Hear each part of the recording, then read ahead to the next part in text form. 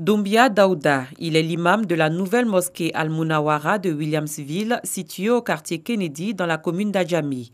Il a reçu ses attributs d'imama, le noble Coran et la canne de commandement en présence des autorités de la commune, des guides religieux, des prédicateurs et des responsables du Conseil supérieur des imams en Côte d'Ivoire, COSIM.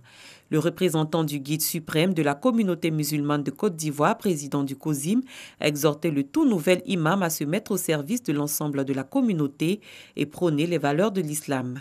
La cohésion, la solidarité, la paix et la tolérance.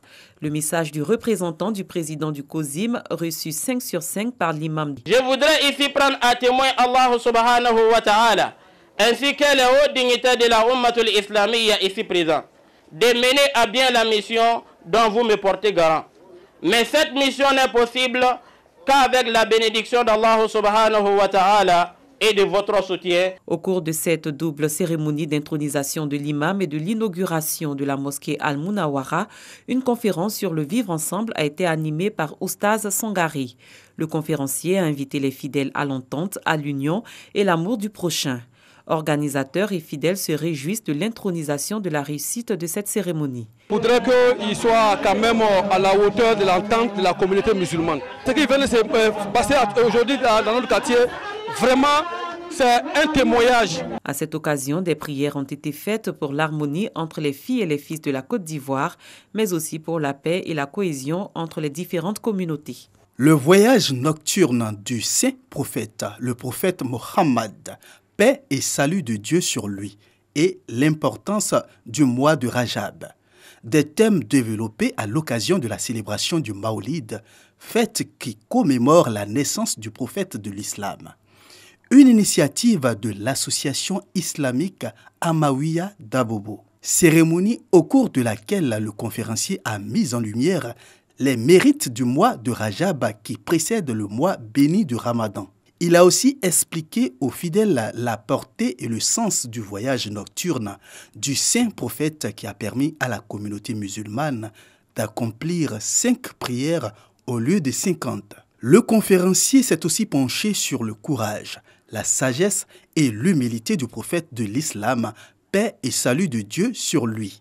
Il a invité la communauté musulmane à adopter un comportement exemplaire et responsable à l'image du prophète Mohammed, paix et salut de Dieu sur lui, et à multiplier prières et adorations en vue de préparer le mois saint de Ramadan. Il n'a pas manqué d'exhorter les fidèles à respecter les recommandations de Dieu et la sunna du prophète Mohammed, paix, bénédiction de Dieu sur lui, mais surtout à être des musulmans sincères. Le message du conférencier, fort apprécié par la communauté musulmane de l'association Amawiya d'Abobo, qui n'a pas manqué de lui traduire toute sa reconnaissance et sa gratitude avant de demander aux guides religieux de prier pour la paix.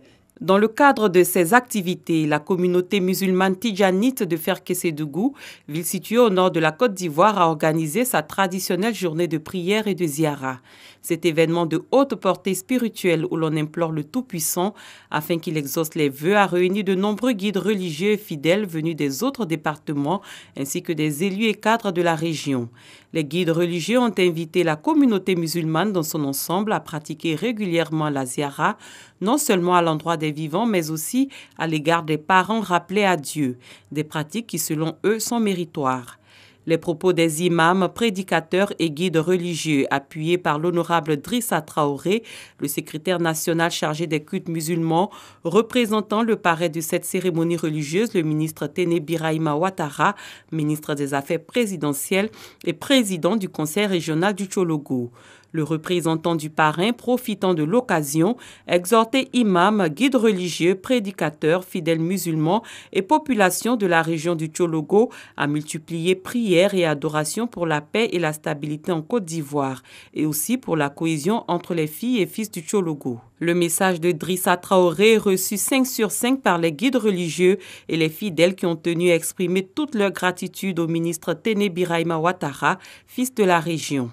Pour l'édition 2019 de la journée de prière et de ziara, un invité spécial, le cheikh Moulay Aïdara, venu du Mali. La Daïratul Faïdatou Tidjania de la communauté Ibrahima Niass de Koumassi, près du Grand Marché, a organisé son Giga Maouloud 2019. L'orateur du jour, Cheikh Gaoussou Kounta, a instruit les fidèles musulmans sur les multiples visages du prophète Mahomet. Selon lui, le prophète était un homme qui incarnait la sagesse, enseignait l'amour du prochain et prônait la paix. Le prophète, comme Dieu l'a dit, c'était un exemple pour toute l'humanité. Donc, c'était un mari, il était un mari, mais un mari exemplaire. C'était un père, mais un père exemplaire. Donc, c'était aussi un enseignant, c'était un professeur.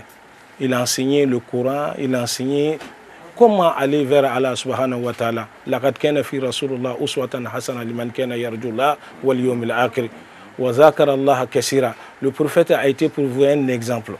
Donc, c'est pourquoi nous devons prendre l'exemple aussi du prophète alayhi salatu wa salam.